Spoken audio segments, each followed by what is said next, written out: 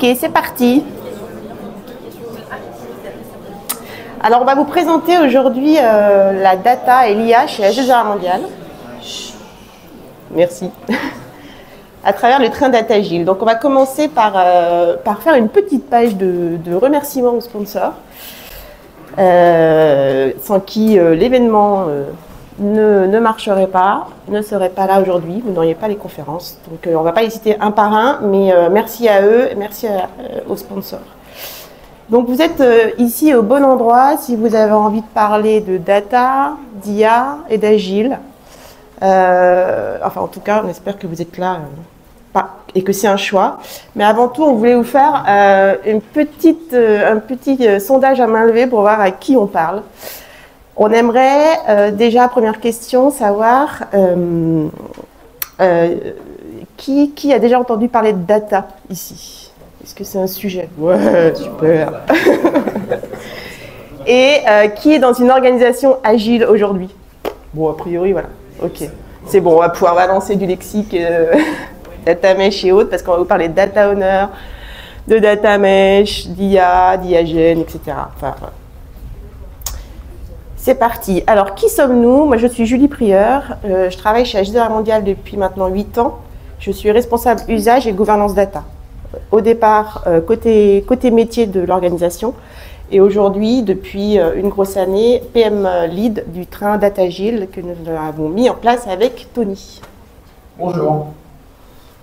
Pour ma part, je suis RTE du train Data Agile. Ça fait 7 ans que je travaille à la data chez la G2R Mondial. Voilà, on a lancé ce train récemment, il y a 1 an maintenant. On va tout vous expliquer. Exactement. Notre petite page de pub à nous, à G2R Mondial, qu'est-ce que c'est? Qui sommes-nous? Alors, on est le groupe de référence en assurance de personnes et de biens. On est un groupe, assez succinctement, qui regroupe une bonne offre de produits et de services autour de l'assurance vie, de l'épargne, autour de la retraite complémentaire et supplémentaire, autour de la santé, autour de la prévoyance. On a la chance d'avoir 15 millions de personnes protégées dans nos bases de données. Je commence déjà à parler de data.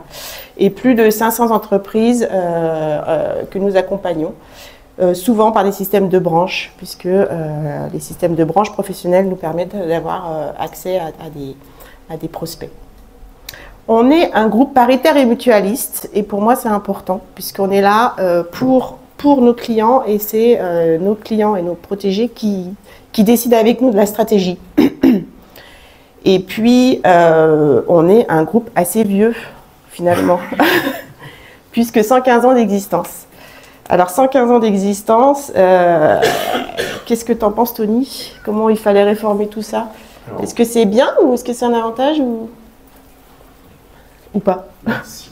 Alors, bon, on va faire un petit retour arrière. Pas 115 ans, c'est un peu vieux, mais on va faire un petit retour arrière. Nous, on a des métiers d'assurance, comme vous l'avez vu, qui sont assez complémentaires, c'est notre force, voilà, mais qui sont assez différents, et c'est ce qui apporte de la complexité en fait. Voilà. Donc c'est pas tout le temps facile non plus. Pourquoi est-ce que je parle d'un retour arrière? Parce qu'en fait, quand on a commencé à travailler dans la data, il y a 7 ans, on est arrivés à peu près tous les deux ensemble, on avait donc des métiers qui étaient encore très silotés, voilà. C'est pas parfait aujourd'hui, hein, mais on s'améliore. On avait donc ils étaient maîtres de leurs données, ils restaient sur leur périmètre. On avait donc besoin de réconcilier des données. On avait des données qui étaient redondantes dans tout le système d'information à droite à gauche, donc un système d'information qui était relativement complexe. Voilà. On avait donc des difficultés dans l'ensemble des domaines. Si je prends un exemple, par exemple, quand vous-même vous connectez à un espace client de votre banque, vous vous attendez à avoir assez rapidement les interactions que vous avez pu avoir, votre visibilité sur vos comptes courants, une assurance, il y a pas mal de banques qui vendent de l'assurance aujourd'hui, donc une assurance habitation par exemple, vous attendez à avoir votre assurance vie, c'est ce type d'éléments, et de manière assez simple. Chez nous, c'était encore compliqué, et il faut bien se rendre compte que la data, il faut aller la chercher à droite à gauche. Quand vous avez des métiers qui sont extrêmement silotés, c'est pas facile. Donc ça demande une bonne organisation, un accès aux données, ce genre de choses.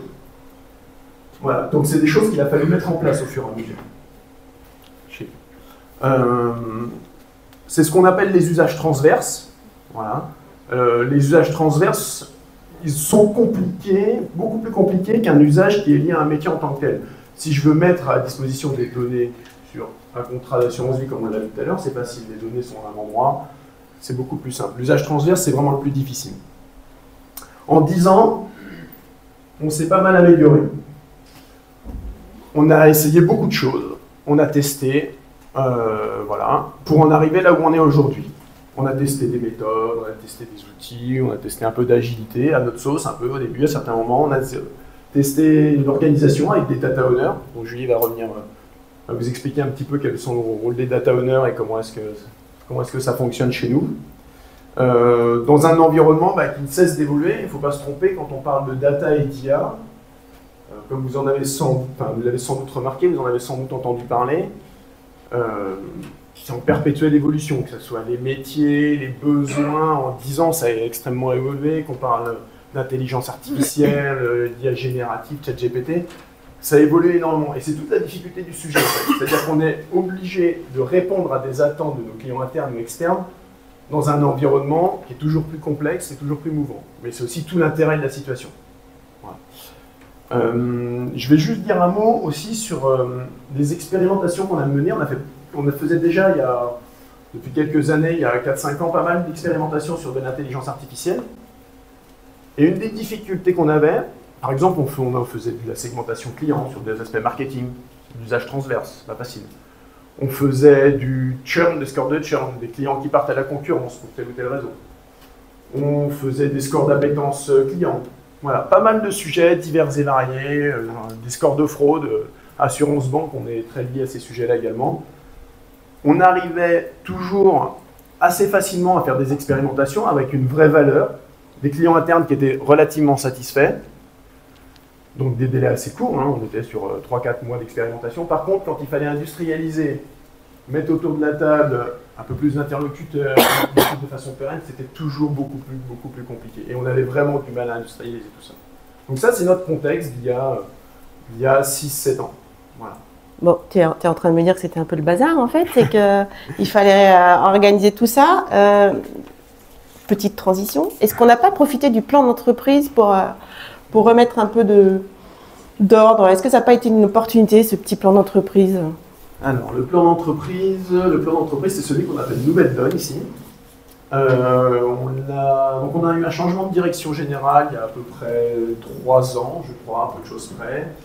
Et j'aurais tendance à dire qu'on a une vraie prise de conscience à ce moment-là sur l'absolue nécessité de rendre disponible la data pour mener à bien un certain nombre de cas d'usage, comme j'ai pu citer tout à l'heure. Donc ça, c'est vraiment important. C'est une transformation qui a été faite dans le cadre du plan d'entreprise et qui nous a permis, en tout cas, de mettre en place ce qu'on a nommé ici un Big Bang. Voilà. Donc ce plan d'entreprise Nouvelle Donne nous a donné lieu, il s'est décliné en une plateformisation, je vais revenir dessus juste après, voilà, dans ce Big Bang. L'agilité, notamment, un concept sur lequel Julie reviendra un peu plus tard, qui est la partie data mesh. Et en fait, juste à ce moment-là, ce qui s'est passé, c'est que le groupe a décidé de donner de l'allant sur tous ces sujets-là. C'est-à-dire que ce n'est pas des sujets qui sont arrivés les uns après les autres avec 2, 3, 4 ans de décalage.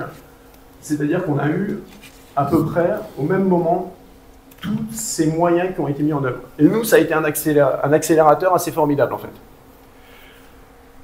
L'objectif de ce plan d'entreprise, ça a été, l'enjeu très fort, ça a été de remettre les clients au centre.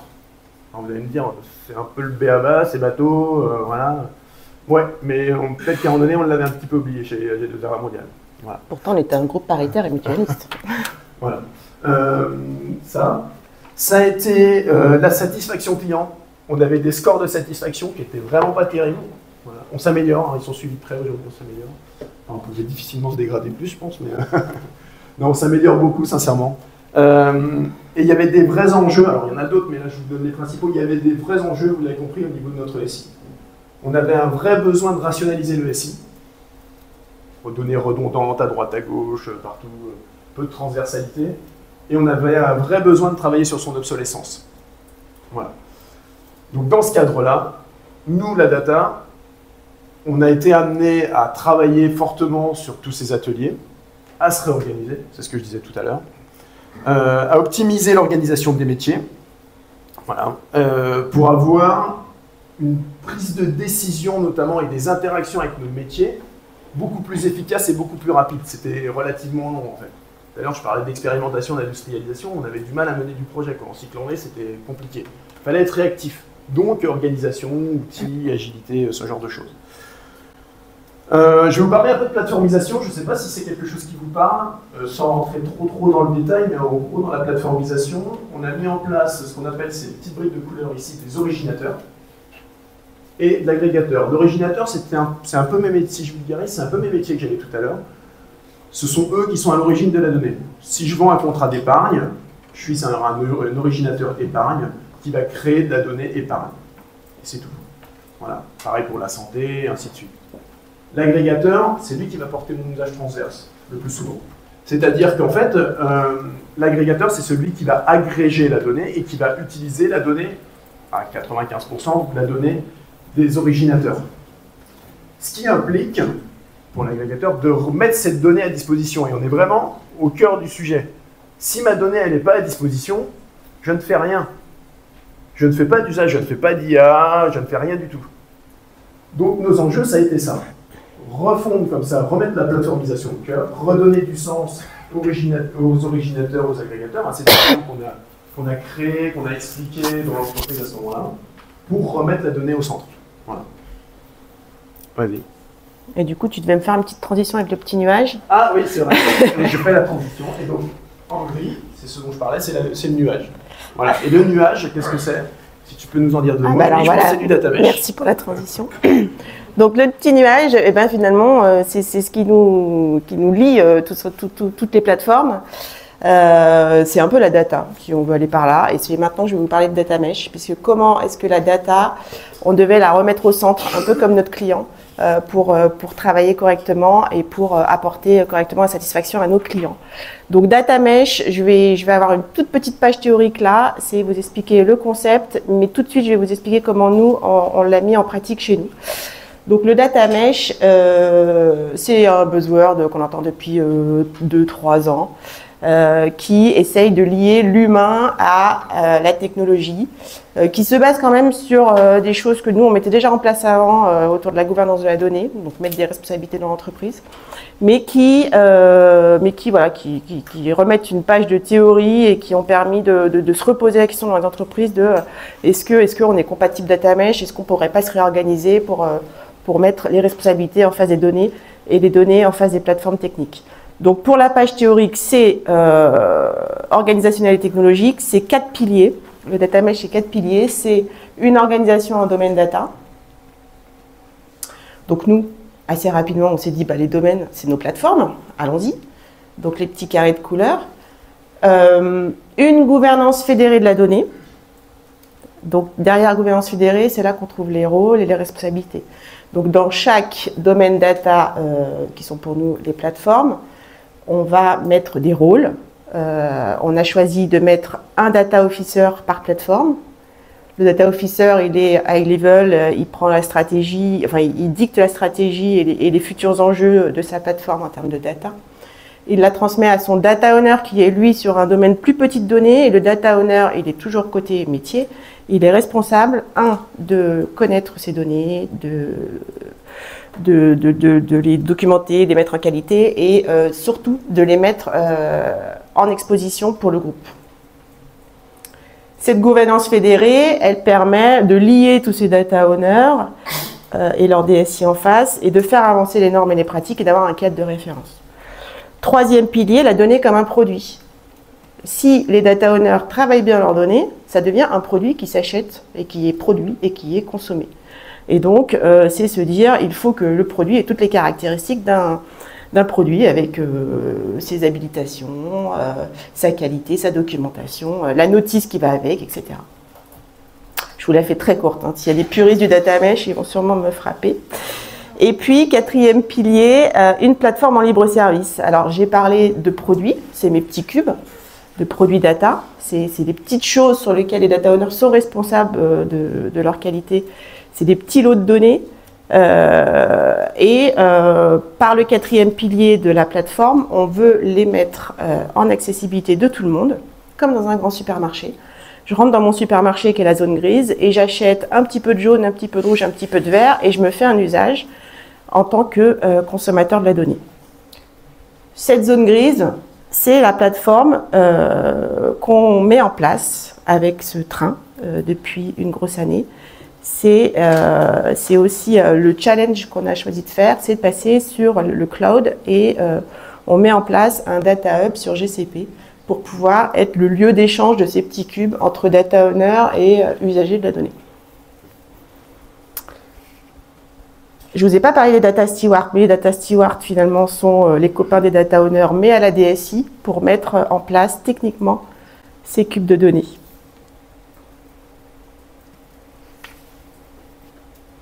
Voilà, je vous ai expliqué un petit peu le concept de data mesh, j'espère que je ne vous ai pas perdu. C'est joli, c'est théorique, mais du coup, j'ai commencé à parler de train avec cette zone grise. Tony, comment on a mis ça en musique finalement? Ça doit être pour moi, je pense. Ouais, je crois que c'est ça. Alors, c'est pas facile de parler, d'amener les thèmes de plateformisation, de data mesh, d'agilité en si peu de temps. Ça, on en parle depuis un moment chez nous. On va parler un peu d'agilité. Le modèle opérationnel. Alors, allons-y. Donc, notre train, vous l'avez compris, notre train data, on l'a nommé. On l'a appelé DataGIL. Un peu de data, un peu d'agilité. L'enjeu, tu as commencé à en parler, Julie, chez nous, c'est de mettre en relation les acteurs externes et les acteurs internes. On en a parlé, les data owners et les data stewards notamment. Voilà. Ça, c'est ce qu'on veut faire. Donc, on a nos socles techniques, puisqu'on se situe à la DSI aujourd'hui. Hein.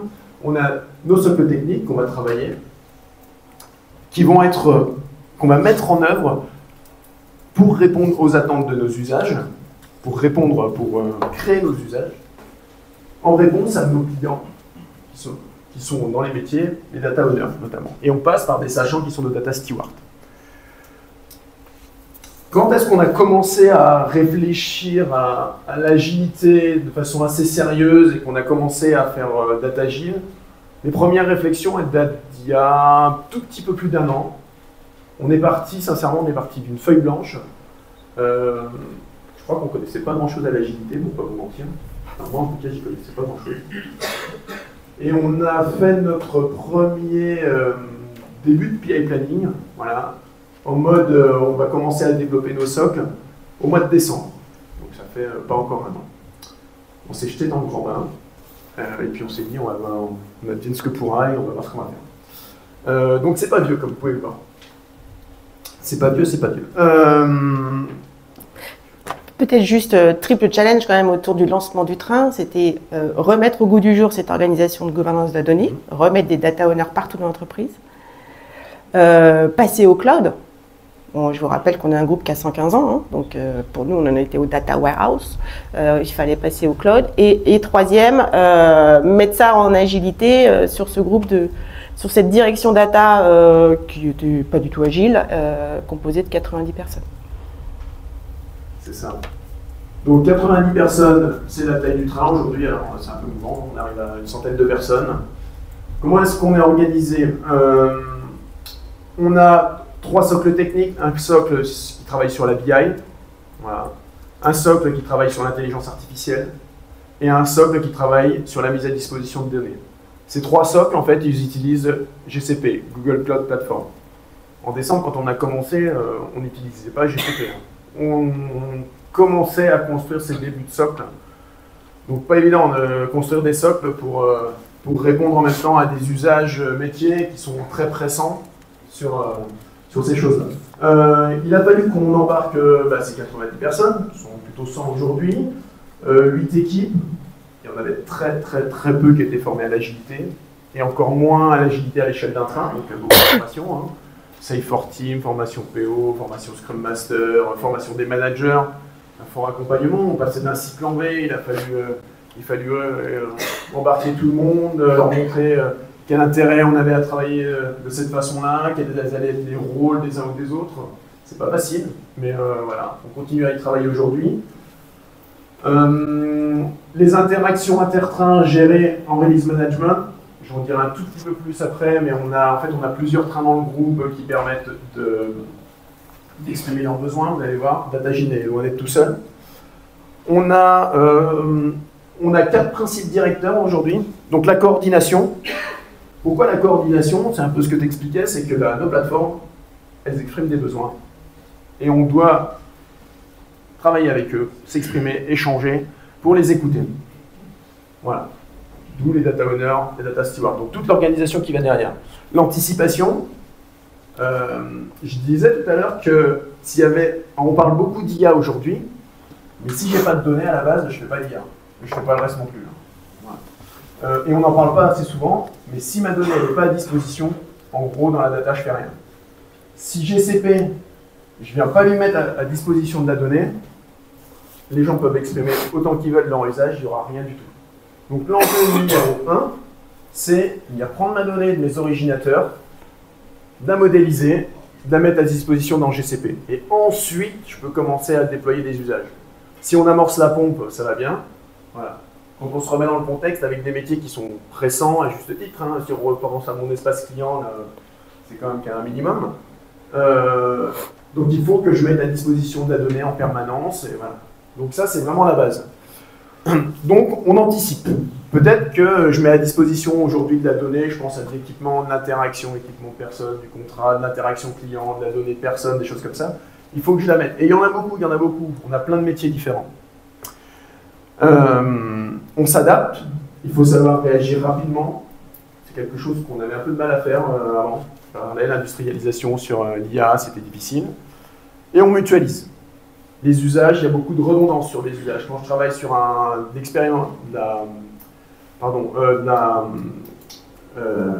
la satisfaction client, de la satisfaction client en épargne, en santé ou autre chose, il y a beaucoup de choses à réutiliser. Voilà, sur la façon de faire, sur la techno, sur des choses comme ça. Donc on utilise beaucoup aussi. Voilà. Et slide suivant. Oui, oui. Alors je me rends compte juste que j'ai pas parlé de data partner. Donc quand même, le train, l'idée, c'est quand même de mettre cette organisation data à l'intérieur du train. C'est nos clients finalement, les data owners, data partners, data stewards. Et on a créé le concept de data partner parce qu'on aime bien mettre le mot data partout chez nous. C'est finalement des PM plus en data. C'est des spécialistes de la data qui sont en interaction avec nos besoins clients, data owners, data stewards, et qui prennent leurs commandes et arrivent à les retracer et à les expliquer au reste de la bande derrière. On va en parler aussi un tout petit peu, mais l'acculturation IA et data, elle se fait aussi un peu par des communautés un peu en dehors du train, et je vais vous en parler après. Juste, ça c'est juste la data finalement. Je crois que l'agilité, c'est à l'échelle de l'entreprise, Tony. C'est ça. Là, on va faire un peu de teasing. On a été chercher des vieux panneaux.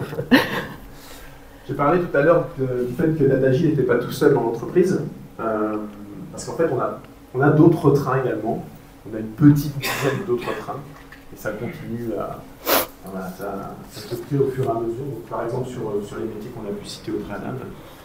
Et en fait, la data, on a peu de besoins, on exprime peu de besoins auprès des autres trains de la maison, mais eux-mêmes expriment beaucoup de besoins. Donc on a besoin de connaître quels sont leurs besoins et en quoi ils ont besoin de faire telle ou telle chose pour tel ou tel moment. Voilà. Comment est-ce qu'ils s'expriment? Eh bien, chez AG2R La Mondiale, on a créé autour de tous ces trains ce qu'on appelle le principe de release conférence. Voilà. Je ne vais pas en dire beaucoup plus parce que c'est quelque chose qui va vous être présenté à 15h cet après-midi. Nous, pour la data, ça fait partie du Big Bang, ça fait partie des choses qui ont changé la donne. Voilà. Ce n'est pas de l'agilité simplement à l'échelle de la data, c'est de l'agilité à l'échelle du monde. Et nous, savoir ce qu'a besoin la santé, l'épargne, à quel moment, quelles sont les priorités, quelles données, sincèrement, pour nous, c'est du bonheur, il n'y a pas mieux. Voilà. Donc je vous conseille d'aller Ceci était une page de pub. Mais revenons à nos sujets, l'IA dans tout ça. Data IA. Parce que je suis sûre que vous êtes quand même venus pour entendre parler d'intelligence artificielle. Donc j'en parlais, l'intelligence artificielle, on l'amène, on l'expérimente, on l'industrialise au sein du train. On a une équipe de spécialistes qui prend en charge ce produit. On le traite comme un produit. Mais aujourd'hui, dans le groupe, où est-ce qu'on en est? On a encore un vaste programme de transformation qui se base pas mal sur l'acculturation. Même si on fait de l'IA et de la data science depuis longtemps, enfin de la data science en tout cas, on a aujourd'hui, avec l'émergence de tout ce qui est IAGN, LLM, etc., besoin, et notre CDG nous a demandé de pouvoir être sur ces sujets-là. Donc on y va. Donc c'est quoi? C'est un large parcours de formation pour vulgariser l'IA auprès de tous les collaborateurs. Donc là c'est en dehors de notre train, mais c'est tout un programme de news, d'acculturation, etc. Et puis c'est la mise en place d'une communauté d'ambassadeurs qu'on appelle les champions IA. Toutes les directions métiers sont représentées, une personne, un champion par direction métier, et eux sont spécialement sensibilisés et sont nos ambassadeurs dans leur direction et nous remontent leur cas d'usage potentiel. Ils deviennent un petit peu du coup clients du train data et nous amènent à nous et à leur data owner des cas d'usage spécifiques. Et puis on a mis en place une application qu'on appelle ALMIA, qui est basée sur des techno IAGN et qui se concrétise comme vous voyez l'imprime écran à droite. Là, c'est un chatbot qui nous permet de fonder sur l'IAGN des assistants qui sont à la main des champions. Donc qu'est-ce qu'on a fait? On a créé cette boîte. On l'a entraîné en interne parce qu'on a d'abord censuré l'accès à ChatGPT dans la maison. On a monté cette boîte pour entraîner les questions et les réponses en interne. Et puis, on a mis ça dans les mains de nos champions IA. Et on leur a dit, amusez-vous avec, trouvez des cas d'usage. Posez des questions à l'assistant. Entraînez l'assistant pour vos propres besoins. Et amusez-vous avec ça. Et ça a généré, c'est sorti il y a combien de temps? Il y a 6 mois, je crois. Oui, c'est ça, à peu près 6 mois. 4 à 6 mois. On a déjà un nombre d'assistants qui se multiplient. C'est les petites choses à gauche, là, dans la zone bleue. Vous avez qu'un extrait, là. Voilà, donc les champions, ils se sont amusés. Qu'est-ce qu'on a eu? On a eu un assistant spécifique pour faire des comptes rendus de réunion. On a eu un assistant pour créer des contenus marketing à partir d'identification de persona marketing. On a eu des assistants Almia qui nous permettent de faire des fiches de poste. La RH a bien aimé. La traduction. La traduction. Qu'est-ce qu'on a eu d'autre? Ah oui, écrire des livres blancs, parce que c'est assommant d'écrire un livre blanc, donc autant le faire faire. Voilà, donc enfin, les champions IA se sont emparés de ça et ont créé des cas d'usage qui nous remontent et on fait évoluer Almia dans le train data pour répondre de plus en plus à leurs besoins.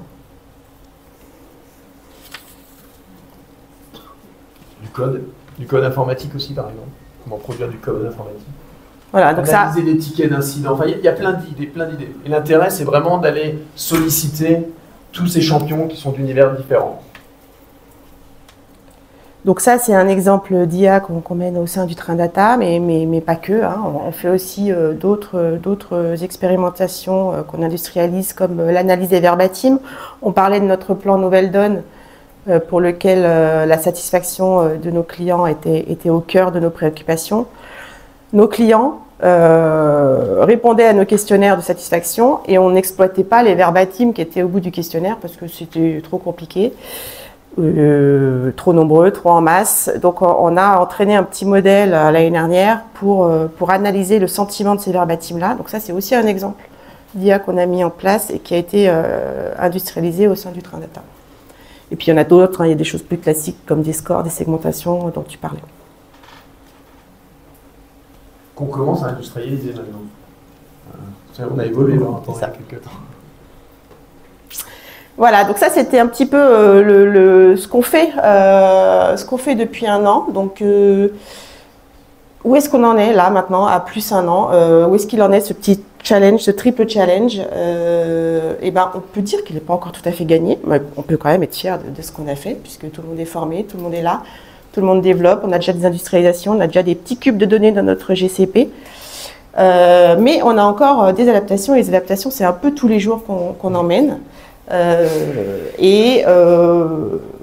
dernière itération qu'on a menée nous a permis de poker une adaptation de notre organisation agile, puisque à plus d'un an, on s'est rendu compte qu'il fallait qu'on mixe un petit peu les multidisciplinarités des équipes, qu'on avance encore un petit peu dans les compétences. Donc ça, c'est des causes internes que j'ai mis au centre, et qu'on aille plus loin encore dans le mode produit.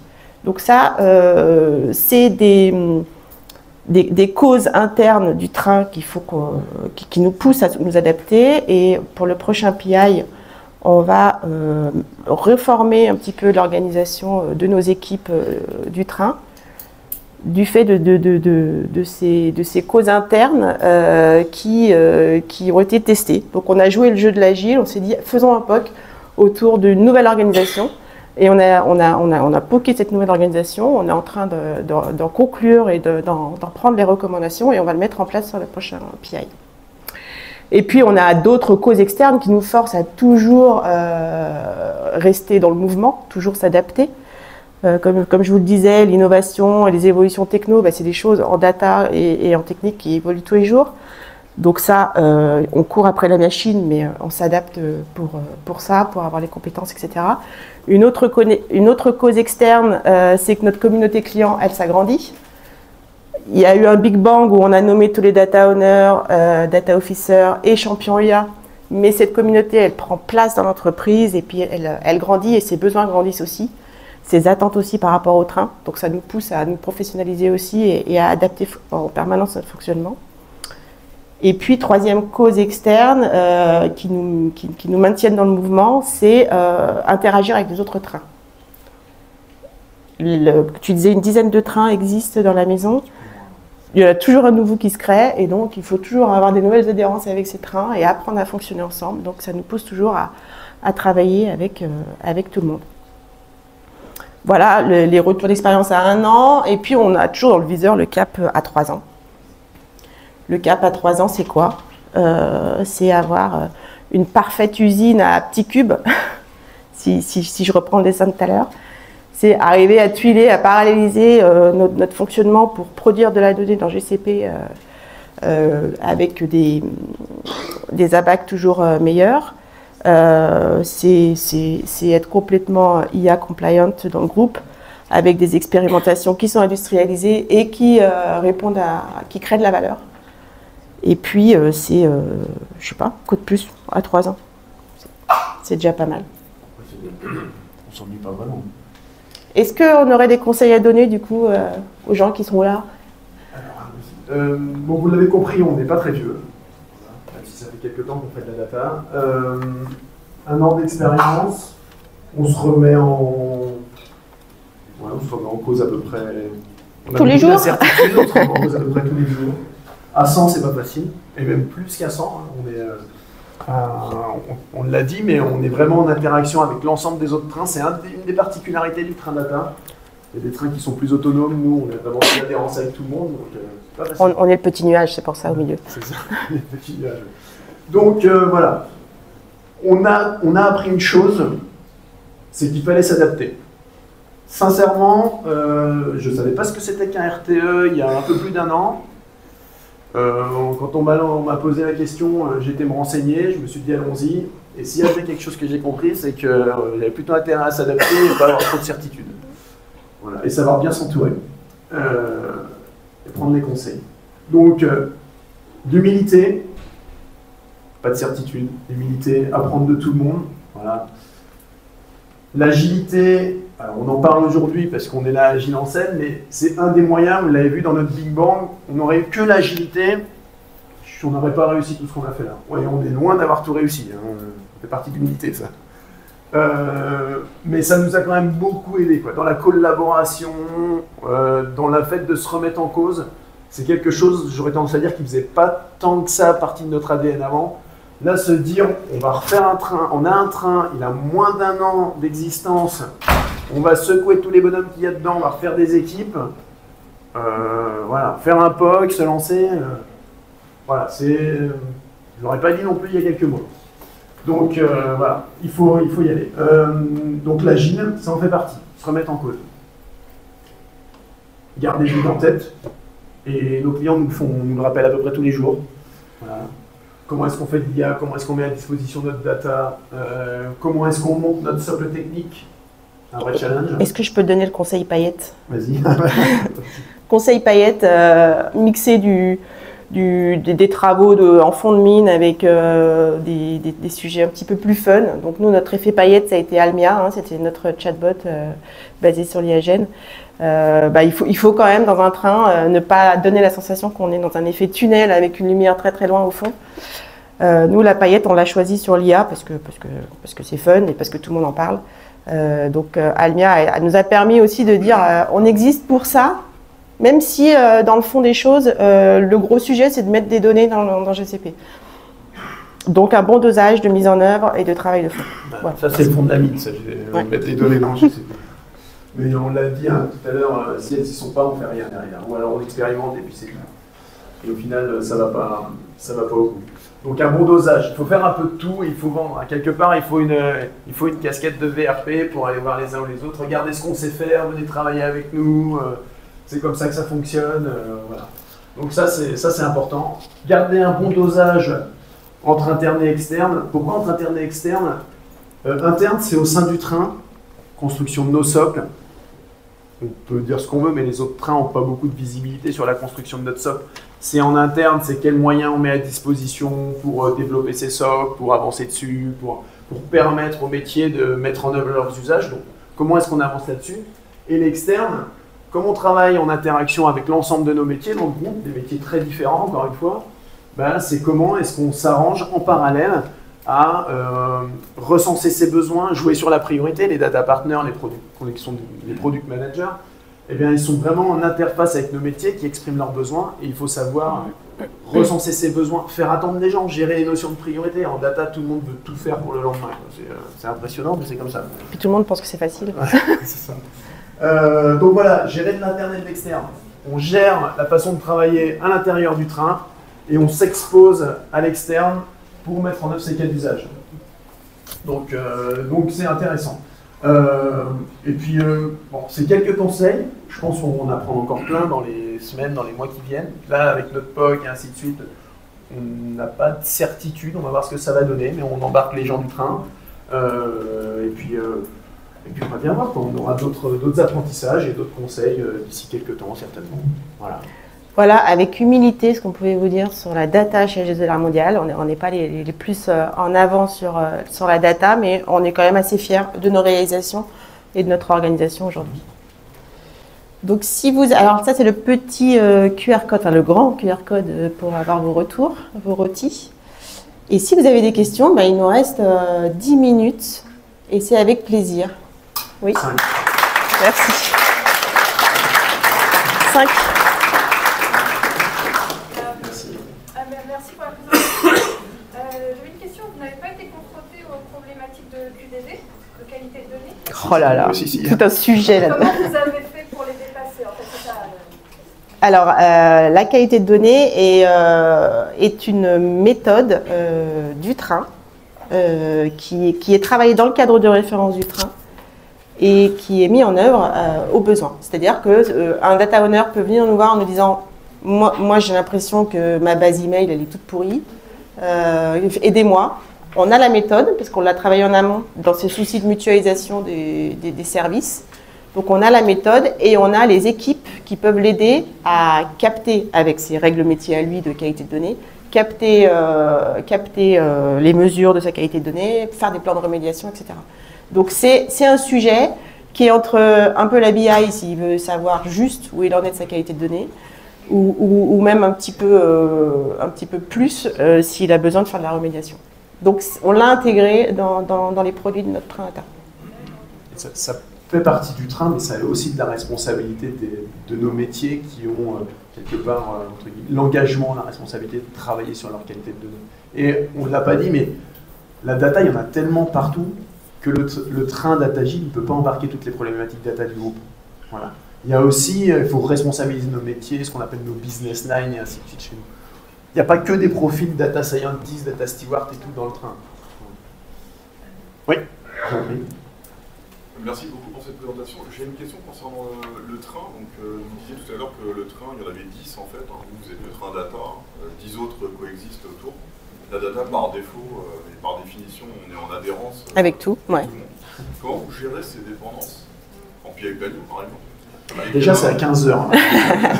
Je t'invite à voir la conférence de 15 heures où en fait on a un système où à séquence, à planning contraint, 3 fois par an, tous les trains se parlent.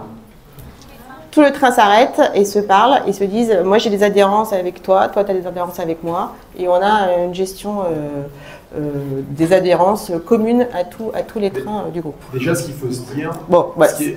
Après c'est compliqué. Ça fait partie de notre Big Bang, mais ce qui est hyper récent, pile poil quand on a démarré, ce qui n'était pas le cas des autres trains, la plupart ils sont un peu plus vieux, on doit être le dernier né aujourd'hui, enfin, il y en a un ou deux qui viennent de se créer, mais ils avaient chacun leur planning. Et donc là, à un moment donné, le groupe s'est arrêté et a dit eh bien, on va mettre le même planning pour tous les trains. C'est-à-dire que vos itérations, ça va tout être celle-ci, à tel moment. Vos moments de PI planning, ça va être sur ces 2 semaines-là. Et donc, en fait, au milieu de tout ça, il y a des temps où les trains s'adressent les uns aux autres pour recenser les besoins, les interactions, les adhérences, et ainsi de suite. Je ne vais pas en dire beaucoup plus, voilà, mais c'est comme ça que ça se déroule. Et ça, sincèrement, pour nous, comme vous le disiez, qui avons des adhérences avec tout le monde, c'est essentiel. Parce qu'avant, quand il fallait recenser les usages, les adhérences et ainsi de suite, avec tel ou tel métier qui ont des niveaux de maturité différents et ainsi de suite, à des moments différents, des priorités, où c'est tout le monde pour le lendemain, c'était vraiment compliqué, quoi. Il nous reste 2 minutes. Je crois qu'il y avait une autre question. Oui, je vous en prie. Vous avez dit, si j'ai bien suivi, sur votre outil d'IA générative Alinea. Oui. Vous l'avez entraîné sur des données de l'entreprise. Vous pouvez nous expliquer en quoi consistait cet entraînement, comment ça s'est passé? Alors on ne sera pas les plus experts pour vous parler de l'entraînement, mais oui, en fait l'idée c'était que les questions qu'on pose à notre chatbot ne sortent pas de la maison et qu'on n'expose pas nos questions et nos données, qu'on n'entraîne pas. Par exemple, quand j'ai parlé d'écrire un livre blanc, on lui a soumis tout un tas de documentation pour qu'il apprenne et fasse un assistant là-dessus. Donc ces documents qu'on lui fournit, ils restent en interne sur nos serveurs à nous. Et c'est vraiment de l'entraînement sur nos données, effectivement. Je ne sais pas si ça te suffit comme explication, mais sinon on peut te mettre en lien avec un expert. Oui, je vous en prie. Allez-y. Dernière question. Et après, on pourra répondre aux autres après, si vous voulez. Oui. Oui.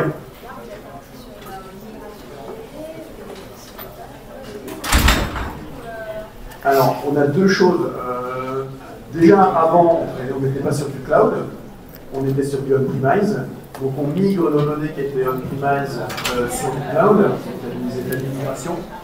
Et en fait, on travaille sur un modèle, on modélise nos données pour passer d'un modèle silo, avec des silos qui n'avaient pas les mêmes modèles, donc pas de modèle groupe. Alors, on travaillait déjà quand on était on-premise sur des modèles, mais c'était compliqué, ça coûtait cher, parce que c'était long et ainsi de suite. Et à travers GCP, en fait, on a des équipes du train qui modélisent en étant en contact avec des sachants qui sont dans les métiers. Donc, ça veut dire qu'il y a cette interaction avec le sachant dans le business line ou un métier pour modéliser les données à un niveau groupe. En fait. Et c'est pour ça qu'on peut avoir des usages transverses. Un usage siloté, c'est pas très gênant. Un usage transverse, c'est pas possible. Voilà. Merci à tous. Merci. Bonne journée.